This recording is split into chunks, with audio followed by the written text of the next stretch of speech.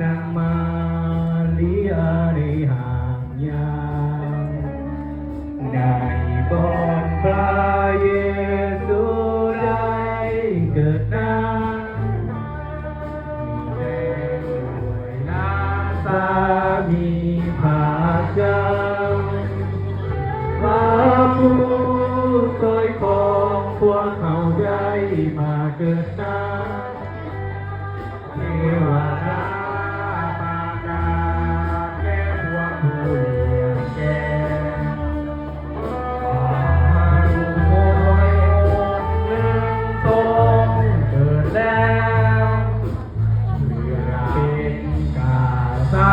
ของคนผ่านลายเมื่อนางพวกโมหาได้มาลงมาเอาคำสาคำยามาถวายเผาเมื่อได้เห็นพระอุ้มมาหน่อยนะเขาได้โง่น้อมตัวลงขาฟังพวกโมหะได้เห็นพระเยซูแล้ว